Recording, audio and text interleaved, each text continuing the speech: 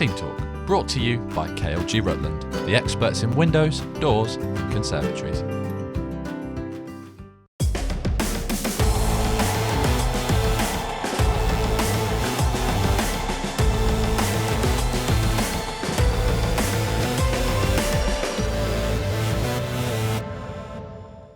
Hello and welcome to Team Talk. I'm Ian Chambers and we've got a right show lined up for you tonight. So much to talk about. Forest thrash Derby in the Carabao Cup. Notts County pick up their first home win of the season in emphatic fashion, and Mansfield draw blank in front of goal. I am buzzing about this week's guest. Here he is, of course, the legendary man of many talents, Mr. Charlie McParland, Mansfield superfan Tim Cachew, and a man who aged just 25 years old made 230 appearances for Nottingham Forest before departing for Premier League side Sheffield United this summer. It's Charlie's favourite player, Mr. Ben Osborne. Ben, welcome to the show. You all right? Yeah, I'm all good, sir. Thanks for having me. It's a pleasure. I've been waiting a long time for you to pull this together. Yeah, it's took a long time, but I had to leave Nottingham Forest before we could get him on the show. the silly rules that they've got, the players. Ooh, all right. Well, this first half, what we're going to do is we're going to talk through your career, Ben, and let's start where it all began, on the other side of the fence, Derby. Yeah, so I was signed for Derby in the academy at the earliest age group, I think under 8s. And then at the end of my first season, got released. Which, so you're 7 years old at Yeah, that point? about 7, yeah. Year 3 at school. That's crazy. Getting released in year 3. And I think we must have had a squad of about 12 or whatever. And I think 11 of the lads got kept on. I got released. Obviously devastated, find out by a letter through the post. One of 12. So, talk us through the moment you found out. That must have been devastating at that age. Well, I'm just waiting till find out the news, because obviously the season's finished, so I'm asking my dad every day after school, any news or whatever. And then one day, came and picked me up. I thought, a bit weird, normally mum picks me up, and then obviously told me. I was just, crying my eyes out for ages. He tried to make it up for me, buying me boots and everything. But Forest got in touch, pretty early, and then ended up having a 6-week trial with them the following season. You chuckled there, because it is such a young age to go through something like that, and it's the sort of thing that could potentially put you off football for life. No, it can scar young kids for life. It's really cruel. Me personally, I think the academies should start at under 13. You've got kids in there from 7, 8 years of age, and you're releasing a kid at 8 and telling them he's not good enough, or whatever. It's and now with the system that they've got, these 7, 8, 9-year-olds, 10, they've got 6 weekly reviews where you've got a coach sitting down with them saying you have to get better on your left foot, you can't do this, you can't do that. Of course they can't. They're 8 years old, and it's too much for them. With their schoolwork, with the coaches at the football club, then they've got fitness coaches at that age, they've got psychologists. These young kids' minds are not ready to take that, and then they've got the pressure from their parents, after the 6 weekly reviews when they're going back in the car and the dad's going to them, you'll need to improve your left foot, you'll need to do better than that. And the poor kids, I think it's a lot to take in. So Ben, you make your big move when you're 7 or 8 years old, while I'm still sat playing my N64 or whatever, free transfer. But you never looked back. How were the first few years there? Yeah, really good. Under 9 team, we were class. Obviously, we had Jamal Lascelles and Patrick Bamford and a few other lads that were really good, and we were battering everyone. Arsenal, I think we must have been unbeaten all season, beat everyone. We had a really good team. So that was great. That was under Joe Sargentson, and he was really good, to be fair. He's a good lad, Big Joe. Yeah, he's a good academy coach. He always said kid, yeah. just about high standards, and he just drove that in even from a really young age. Still sticks with me now. Just always keep your standards high. And then went through. Tony Cook was looking after and he was really good as well. But then it'd be yearly reviews after if you get another year, and I think when you get to under 12s you get a 2-year. And then under 14s another 2-year, and then it's whether you get a scholarship or not. I think, to be fair, I might have been 50-50 on the scholarship front, but obviously they decided to take a punt on me, and I've kind of kicked on a little bit when I went into full time. Really just loved it. Talk about that transition then when you did go full time. Was that a dream come true? Because you said it was like, 50-50. Yeah.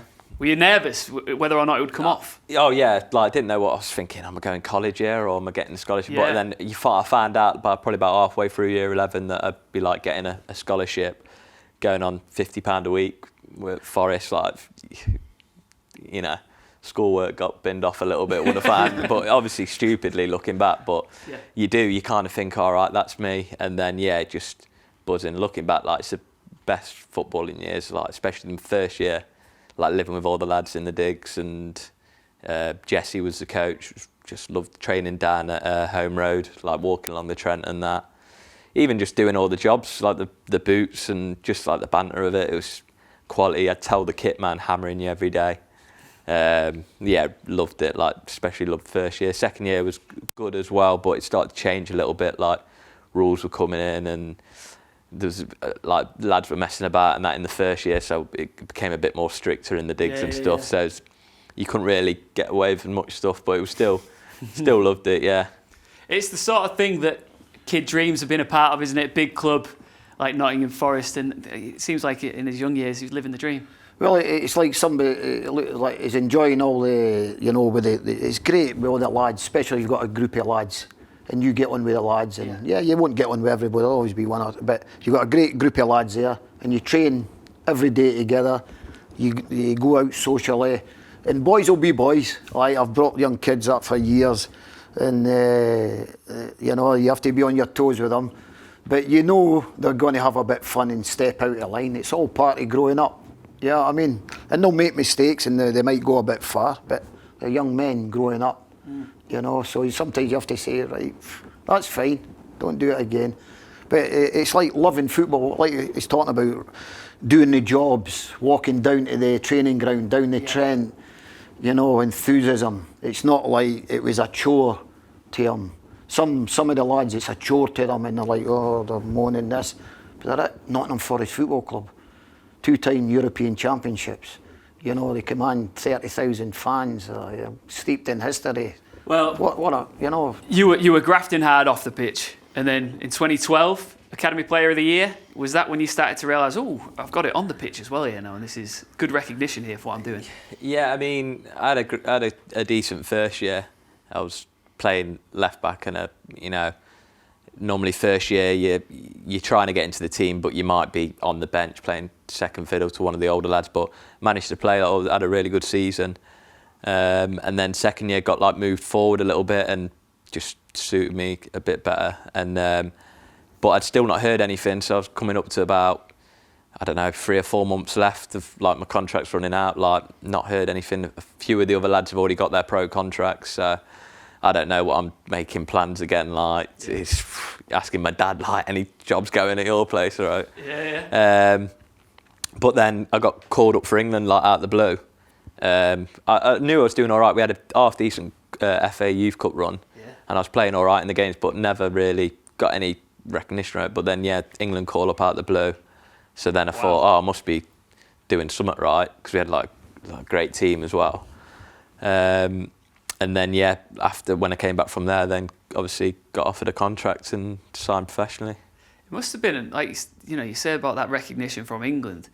As footballers, you need confidence. And I imagine a big thing like that will give you a lot of confidence. Yeah, it did. It was a bit like when I got called up for England, I'd have been on £55 a week at the time. There's players around the table with 20 grand Rolexes on. And I'm thinking, what's going on here? Some lads had made their debuts or even played in the Prem, whatever. And I'm thinking, surely I should have a contract or something. And this ain't right. This Yeah. But obviously no agent or anything at the time. And so I didn't know what was going on really, but thankfully Forest looked after me and sorted me out afterwards and gave me a contract. Frank Clark was in there and Nick Marshall at the time, just no agent, just with mum and dad, and it was just signed it, no negotiating, just couldn't believe it. You know what I mean? Anything going from £60 a week to whatever, a couple hundred or whatever, it was just massive. March 2014, you made your debut, draw at Ipswich. How vividly do you remember that You match? skipped out the 23s, we tried 21s Oh, with Chaz. let's talk Chaz. We can't skip No, ahead it's all here. right. Don't Let's. worry about that. I forgot you were there, Charlie. No. take us back to. That's just like.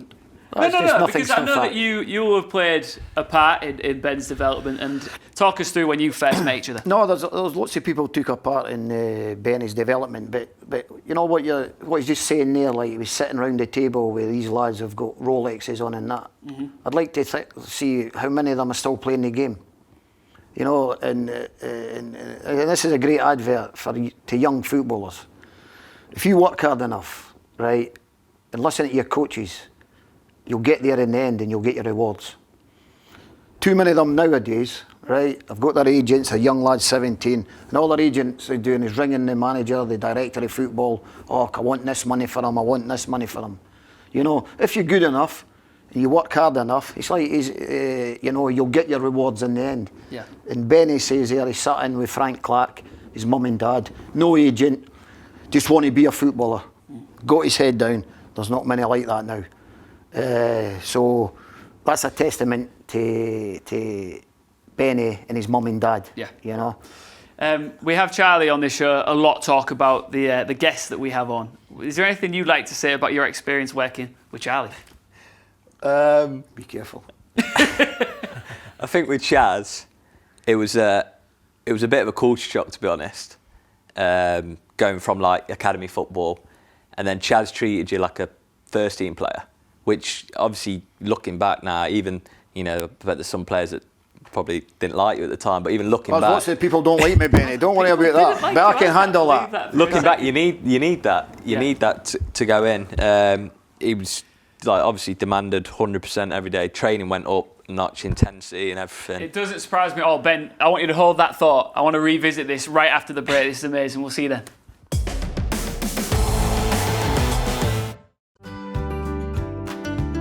Team Talk, brought to you by KLG Rutland, the experts in windows, doors, and conservatories.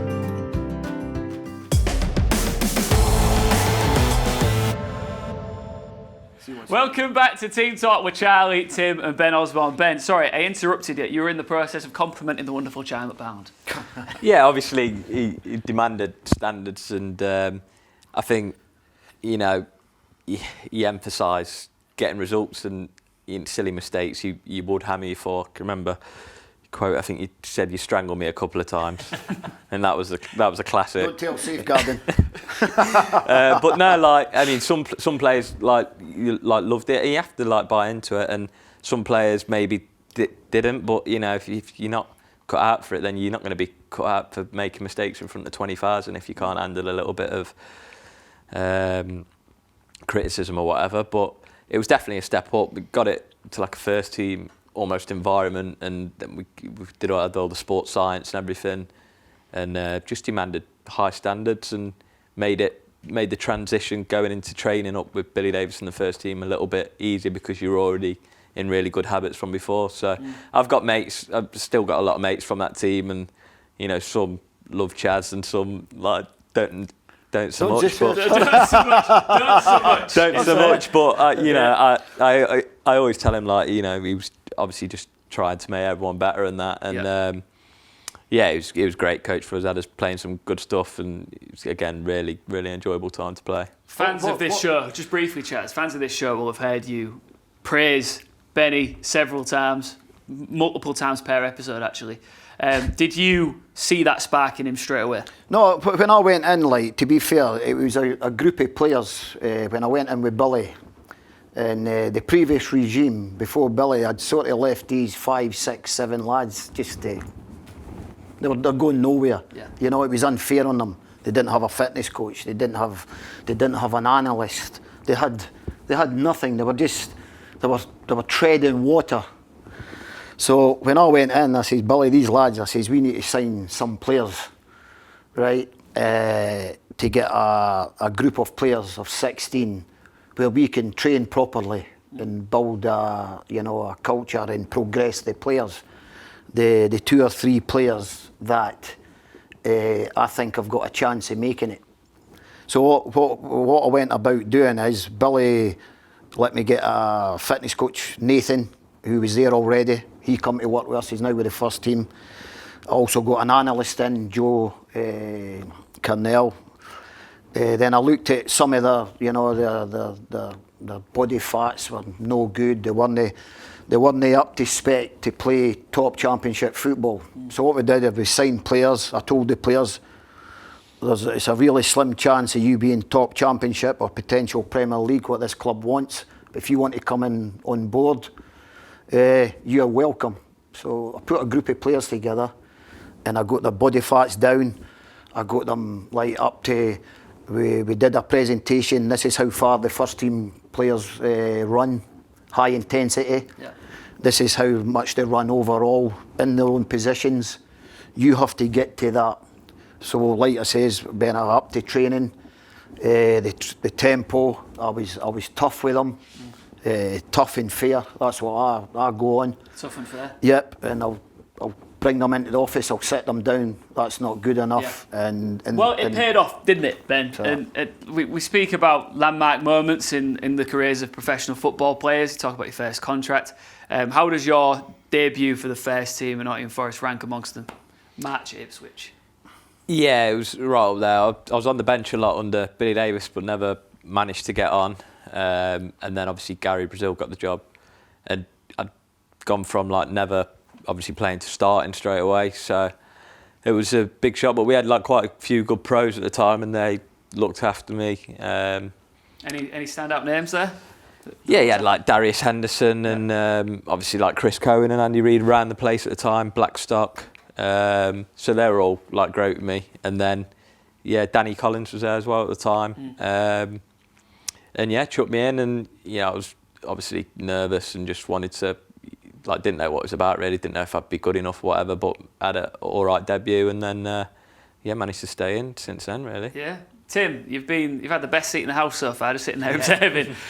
Do you remember when Benny started to break into the team? Yeah, I thought Benny did all right for Forest. Yeah, everything was all right sometimes, and it was like there were times where he had to play in certain positions for the team. You know what I mean? And he did a job for the team there. Yeah.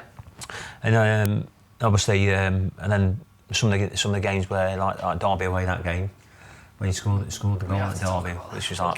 We'll get to that. Which was a great day. But yeah, no, Benny, a majority of my mates all rated him, so I think he did well for Forest. But it's a shame really that he's gone, but he's moved on to somewhere better now, hasn't he? At the moment, as in like in a higher league. Premier League player. Yeah, that's right. He's a Premier League player, and basically, who knows what might happen at Forest? If Forest had got promoted in a couple of years' time, Benny might not have been there anyway. He might be moved on then. So he's done all right for himself, hasn't he? To be fair. You mentioned that goal, the Derby goal, your first goal for Nottingham Forest. Talk us through your memories of that, Ben. Well, I can remember just buzzing for the game. Knew I was starting the night before, and we were in the hotel and that. And Stuart Pearce just gave a really motivational chat before the game. I remember it absolutely buzzing after it. Which he didn't do as much as I'd probably like, to be fair. But yeah, and then because we were on an awful run and they were flying top of the league, and we go 1-0 down, obviously early doors. But then second half, just remember us coming out playing quite well, and the fans were just out singing Derby fans massively. Managed to get one back, and then we were the better team, pressing, and you sort of sense they were going a little bit. And then obviously I didn't realise how late on it was when it happened, but I was absolutely knackered. I was absolutely knackered when I got the ball, and I was just driving with it. I was trying to play Brit through, but then obviously the angle closed, and then just when it hit the back of the net, it was just I didn't know what to do really. Obviously first goal, but I'd grown up and used to go watch Derby and that, so all my mates are Derby fans, and they're all there. So it was first time playing at Pride Park. My dad's supported Derby all his life. He's in the away end. Did he talk to you? He's just ruined football that day for him, I think. He's no longer a Derby fan. There was just so many thoughts going through my head. Obviously, you could tell by my reaction, I don't really embrace it as much. I don't realise how big it is. I don't realise how late it is. Yeah. But on the bus and that after, it was quality. Yeah, it's really good. That is the sort of moment that fans will never ever forget. Do you think that's one of the key reasons why the Forest fans embraced you so much over the years? Did they? Yeah, I think so. Like, but then you get the odd comment like you're only in the team because you scored that goal at Derby. I'm thinking that was 4 managers ago, like 3 years ago. So I don't know if he's picking me because of that. But yeah, like obviously, whenever I see a Forest fan, they mention it. It turns out every Forest fan that I speak to was there as well, even though there was only 3,000. I was in the Derby on that day. Every single Forest fan say they were there that day, but I don't know how they all can be. But no, obviously, yeah, it was great looking back to like a little bit of history or whatever. But it's a testament to Benny. Every manager that's came to that football club, right, had Benny in the team. Am I right thinking that Dougie Freedman didn't at first? I was injured. Right. Okay.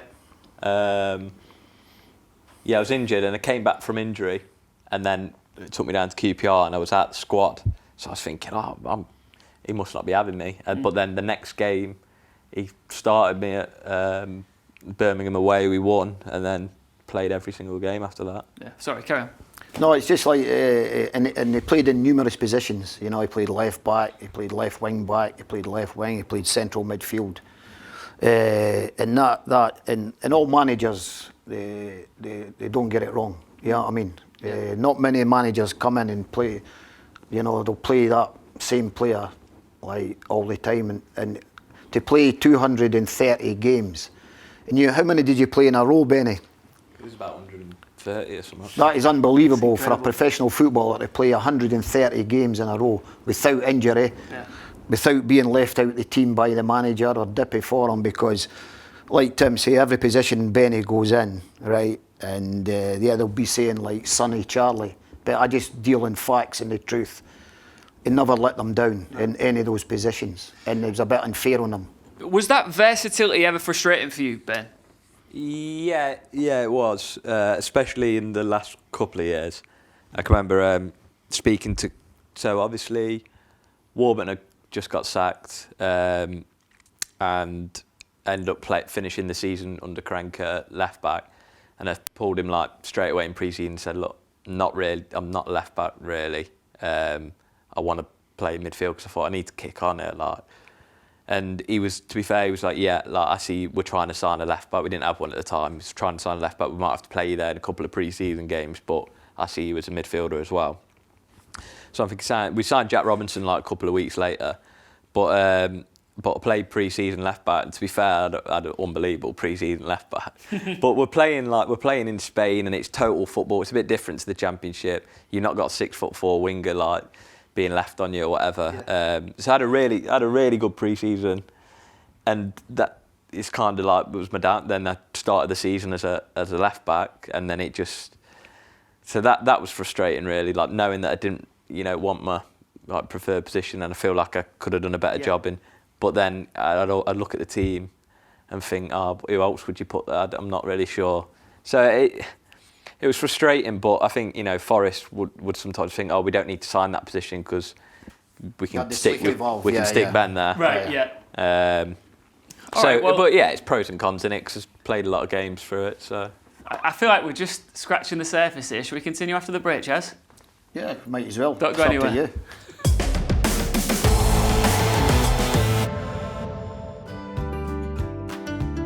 Team Talk, brought to you by KLG Rutland, the experts in windows, doors and conservatories.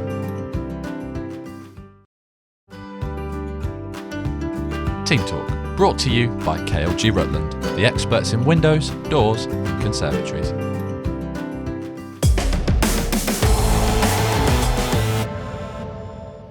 Welcome back to Team Talk with Charlie, Tim and Ben Osborne. Ben, you enjoying yourself, mate? yeah, it's good. Yeah, sure. Good having you in. We'll just talk about your versatility on the pitch just then. Charlie, where do you think Ben's best position was?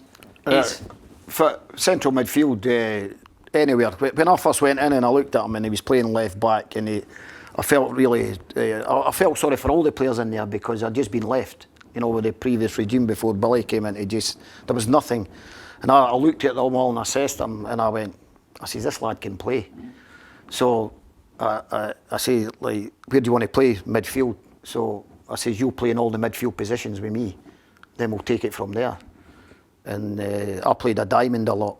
He'd play left side of the diamond, he'd play top of the diamond, or we'd play, sometimes we'd play 4-3-3. He'd be a central one attacking. And so then right away I went, this lad can play. He's a player, you know. So let's get on with it, like. And so for me, that a lot of people play 4-3-3, one in front of the back four. He would be my left side one, central, attacking and making the box to get goals and create goals. And he's also got the energy to get back in and help his teammates out. That's we're all different. Yeah, that's Tim, how, as a fan, do you agree with Charlie? that's where he's at his best. Yeah, in midfield was I thought Benny when he played midfield for Forest, I think he was more effective. Obviously, when he played left back, what a lot of fans don't realise, when you've got like a situation where you haven't got a left back and Benny plays left back, and if he has a tough game, sometimes they say, oh, why are they doing that? Why are they doing this? Well, there's a reason why they're doing it, isn't it? And it's simply because he can play that position anyway. But for my liking, I like to see Benny pushing a bit further up the pitch when he played for Forest. He was more effective in that role. And plus also it held him back a bit, I thought, when he played left back. If you're an opponent playing out, like, it's your worst nightmare, because if you're a midfield player and you've got somebody who keeps running off you to attack, it's a nightmare. They don't want to chase you back.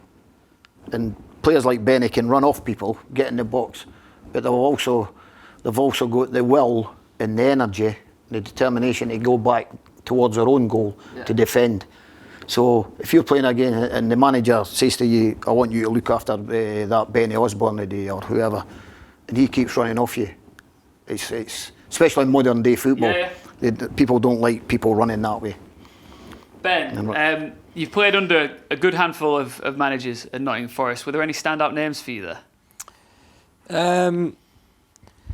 I've seen bits of Billy Davis, which looking back, you know, he had it set up really well.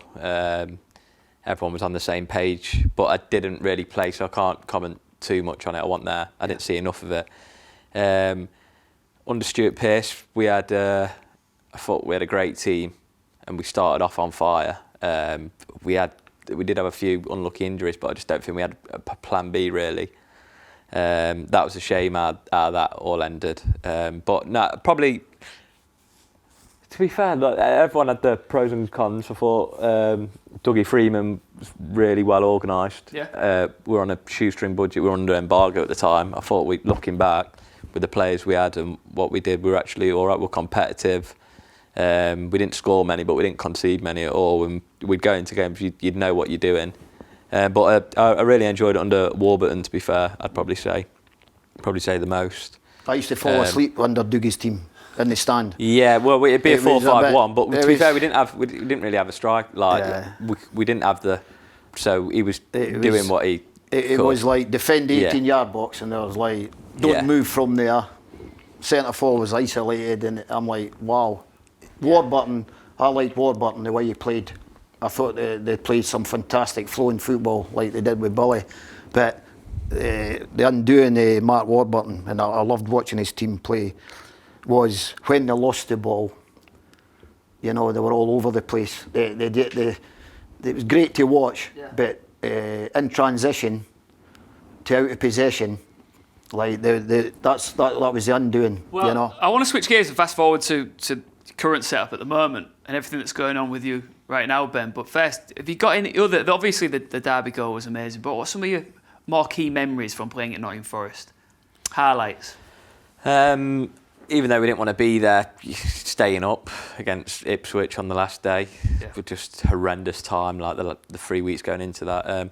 But yeah, some games under Warburton we'd pass teams off the park, and that'd be a real like place to play in. And it felt like we were building something.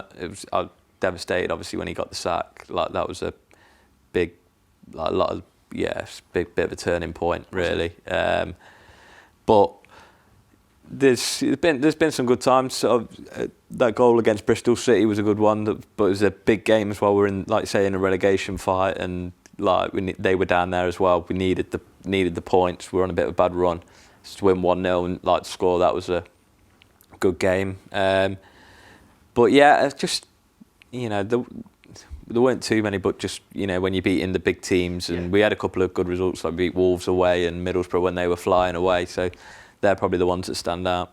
You mentioned there about Warburton. Talk us through, because you had been there for the pre-season and then the changeover between Martin O'Neill and Lamouchi. Did that come as a shock to the squad? O'Neill, Lamouchi? Yeah. Yeah, massively, yeah. Obviously, we'd just had a week's pre-season back with Martin O'Neill, and like all the lads had bought into it. It was really tough, but everyone just got their head down. It was, you know, we bought into it. We'd done the training. We were due to fly out to Spain on the Saturday, so we just finished training on the Friday morning. I think he'd organised like a barbecue in the afternoon, so just leaving as normal, and then. Yeah, just as I'm like the last to leave the training ground. As I see on Twitter that he's been sacked, so ring, you know, one of the lads up and like, you seen this, and then obviously the rest is history, really. It was a shock, yeah, massive shock. Well, you're on to pastures now. You're a Premier League player, play for Sheffield United. Talk us through the jump. Was it a difficult one to make? You were at the City ground since you were 7 or 8 years old to 25. Was it tough to leave the Reds behind? Yeah, it was. Obviously, I'd only had a year on my contract, and so, you know, it was either a case of, all right, am I looking to, you know, sign a new deal here, or, you know, if something happened, because there'd always been a little bit of interest in quite a few of the windows, but obviously when a Premier League club like came knocking, I had a couple of chances earlier on in my career which I didn't go, just wanted to stay at Forest, but yeah, when it came knocking, it was something that I definitely wanted to pursue. I think it worked out all right for all parties involved. I think they were kind of happy because they needed to get some money in as well, so yeah, it was good to get it over the line, to be fair. It's, you know, we've done a lot of reflecting on this show so far, but like I said, you're 25 years old, your best years are ahead of you. How excited are you now playing in the Premier League? Yeah, I mean, I'm yet to make my debut yet, but it was unbelievable. It's been my goal, like my whole life. Obviously wanted to get promotion with Forest. That was the dream. Unfortunately, it didn't happen. But yeah, to play in the Premier League, just could not turn it down. So hopefully, I get my opportunity soon. And yeah, just exciting, really exciting times. I bet you've got no doubt in your mind that when he gets that opportunity, he'll seize it. Oh, without a shadow of a doubt. I spoke to the assistant manager. I bumped into him at Hull last week when I was at a game. Alan Nil, and we were just talking away, like, and you know, it's like what you see is what you get for Benny Osborne as a player. You know, hard working, no baggage. You know, 100% every day, and can deal with the football, and he can play. And they're a dream. These players, especially in modern day football, they're a dream to work with. You just like say, get on that training pitch, goes and does it. Yeah. Get on the pitch, Saturday afternoon, Tuesday night, Wednesday night. You know, you don't need to worry about them. Is the setup different at Sheffield in comparison to Forest? And what do you make of Wilder? Yeah, the setup's a little bit different. There's a bit of a smaller squad, so a bit of more of like a tight-knit unit, and the main thing is that a lot of the players have been there 2-3 years. Obviously, the gaffer's been there like 3 years now. We've built a culture, which is something we've struggled to do at Forest. I was like the longest serving, I think, and then second, you'd probably say like Matty Cash. You know, he's only like 23, and he's like the longest serving player, probably the longest serving player there now, with him and Joe Worrell. So, but there, when at Sheffield, a lot of them there, they all know exactly like what they're doing. I said they built a culture in training and that. But Chris Wilder's been great so far. Obviously, he showed a lot of faith in me for, you know, signing me. Might have raised a few eyebrows for some people, but yeah, I've just got to try and repay it. But yeah, he's been great. He's obviously, you can see by his interviews and stuff, he's very passionate, and he's obviously tactically very clued up as well, because he's done an unbelievable job the last few years. Any chance you'll make your debut against Chelsea at the weekend? I don't know. I don't know what the plans are yet, but yeah, hopefully it'll be sooner rather than later. Be a nice debut, won't it? Stamford Bridge. Be all right, yeah. That'd be all right. You've played there before though, so you've played a couple of times in the Bridge cup quite games. well, yeah. Yeah. Lost there twice, yeah. So But, let's like imagine you're 40 years old, you're sitting there reflecting on your career. What do you think are the milestones ahead of you that you would like to achieve going forward? playing the Premier League, obviously, hopefully, like a good few years in the Premier League.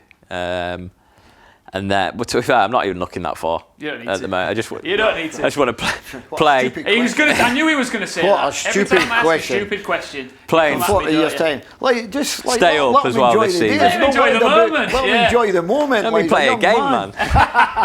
It's like you're saying when he was 40. Wow. It was a stupid question. Can I Man's got a slap- point. can I We're slap going to you, go to the TG? break. Slap me out in the break. I'll see you in a sec. All right.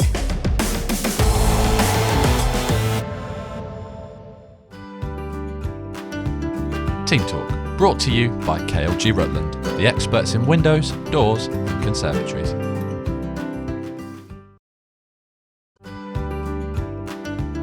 Team Talk, brought to you by KLG Rutland, the experts in windows, doors, and conservatories.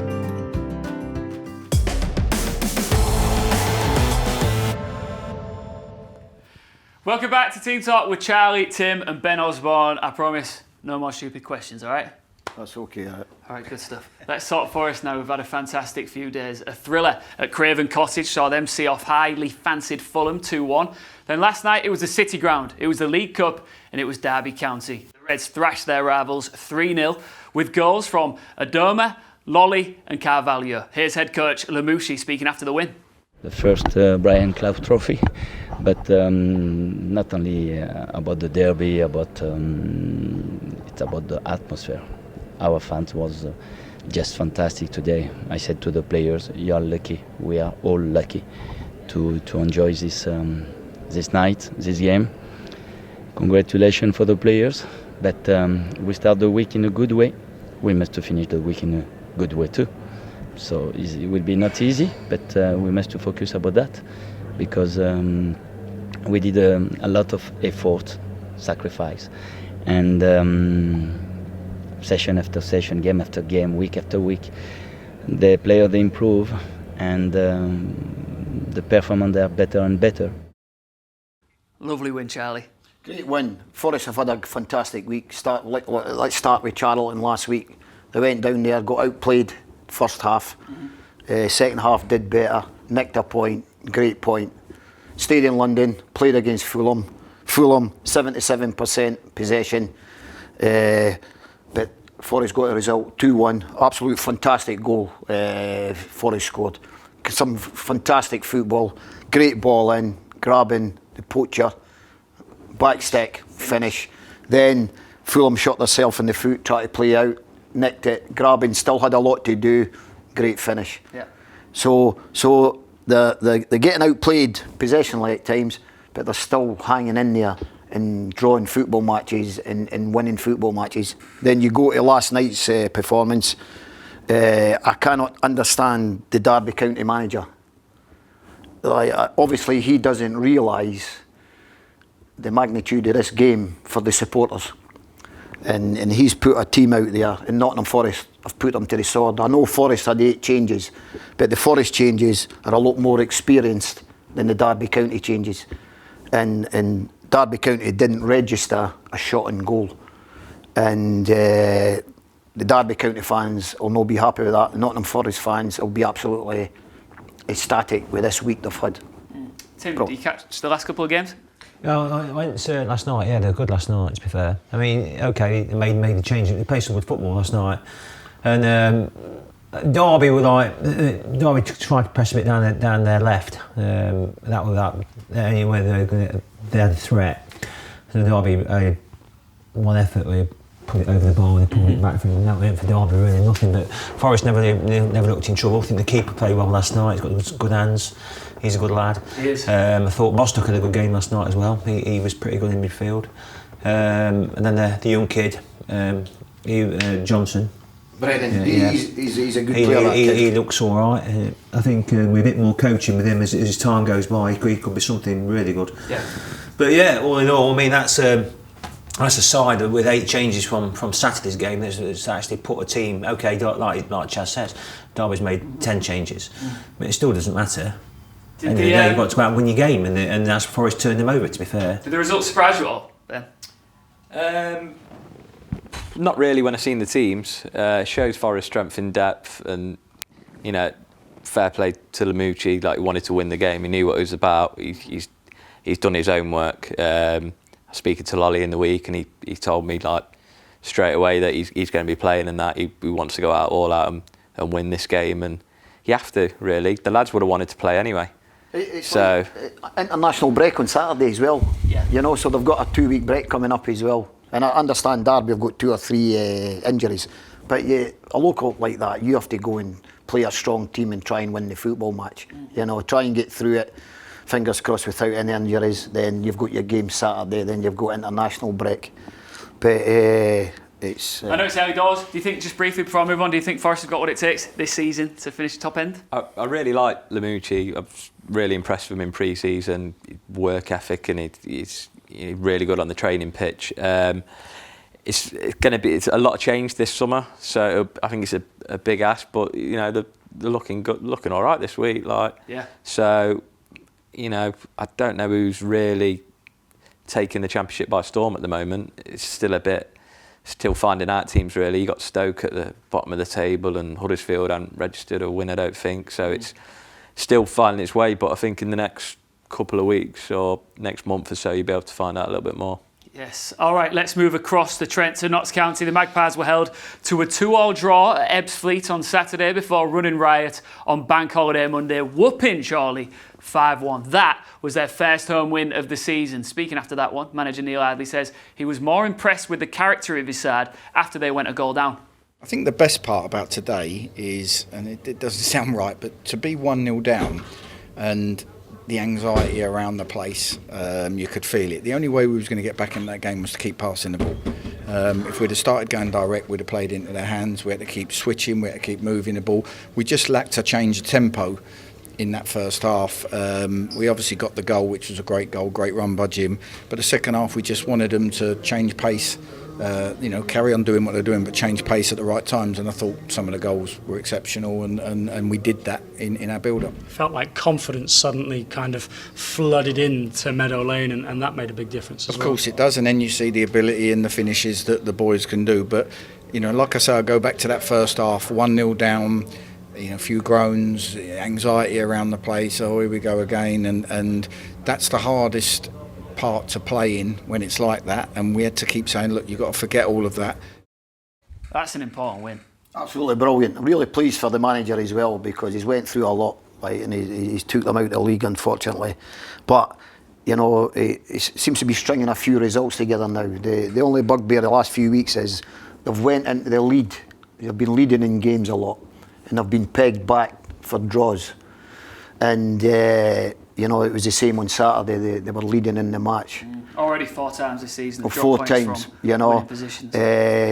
But on Monday, they went 1-0 down. He says they showed a bit of character. Great to get 5 goals at Meadow Lane. The fans are coming out. They're climbing up the league a wee bit. So that's absolutely fantastic. And they got a lot of players in late who weren't match fit. So hopefully in the next month, they'll keep gelling. Players will get fitter, and they can have a good kick at getting in that to the top of the league. But again, as I keep saying, I am just happy the club have survived. Look at Bury. Notts County could have been in the same boat, and that would have been tragic for Nottingham, Notts County fans and Notts County. Do you think it's a real testament to the fans that they're coming out in numbers? Oh, brilliant. They're brilliant. And I just hope they can add another 2 or 3 players, which they can do in that league, and they kick on and they get up there. But I'm just happy the club's there. Me too. Right, let's move up to Mansfield, who suffered another penalty shootout defeat after a 1-1 draw with Everton's under-21s in the Checkatrade Trophy last night. And on Saturday, they missed a catalogue of chances as they were held to a goalless draw at home to Stevenage. Speaking after that game, manager John Dempster was still upbeat and is hopeful his side can get back to winning ways quickly. It's the first time we've fallen short at that end of the pitch this season. You know, we've been very clinical, looked dangerous, and like you say, you want a level of performance, but you also want to create opportunities and take them. I think today we got a level of performance and opportunities, but we just didn't take them. So disappointed not to be walking away with all 3 points. But the players put a shift in today. In particular, you know, the young lad that's made his debut, full league debut, Clarkey, I thought he did well today. And it was great to see Jimmy Knowles come on and make his league debut as well. Slow start for the Stags. Tim? Yeah, it is, to be fair. I mean, it's kind of the same team as last year, only a few additions. But then things have not gone quite well off the pitch as well. The 2 lads getting suspended. Obviously, I think Jacob Mellis is back in the team that played last night. So them sort of things, when you got a team that you like, the first game away at Newport. So first half, they're under cost, you're changing it round, goes 4-4-2, and then from then, the kick on in the game. Jacob Mellis gets sent off after 68 minutes in that match, and then they still held up for a draw, come back from 2-0 down. So when the next game, Jacob's suspended, so then what he's seen in reality on the game, he can't put it into fruition for the next match. So then he struggled a little bit. Obviously then they go to Carlisle, done all right at Carlisle, and then obviously then lose at home to Orient, which 2-0 up and throw the game away. So they have struggled a bit in defence. They're saying, but what Dempsey didn't say about the defending on Saturday, if you don't watch the video, there's quite a few errors made by the back four. They're not a solid back four like they were last year at the moment, or a back three, if you want to call it. So I don't know really what's going off there. So Chaz, very briefly, anything to be concerned about? Yeah, they're finding their feet a bit. Like early on in the season, about the first 3-4 games, they were 2-0 down, then go back to 2-2 draws. Again, they were 2-0 up in that Leyton Orient game. You're thinking they're going to go on to win the game. Yeah. They lose the game 3-2. Defensively, they have to tighten up. Without that, you can't go anywhere. All right, we've got just enough time for a rapid-fire look at the upcoming fixtures. Forest host Preston at the weekend. Win, lose or draw, Charlie? That's I'd say a draw. Preston are a good side. Draw. But, yeah. Ben? Yeah, I'll go with draw as well. Draw. Tim? Win. Yeovil, Notts County. Win, lose, draw? Win. Win? Draw. Draw. Draw. And Notts Solihull. Win, lose or draw? Win. Solihull.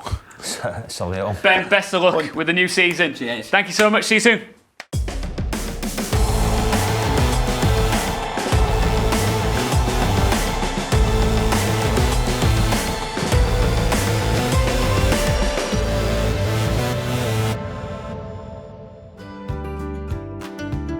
Team Talk, brought to you by KLG Rutland, the experts in windows, doors, and conservatories.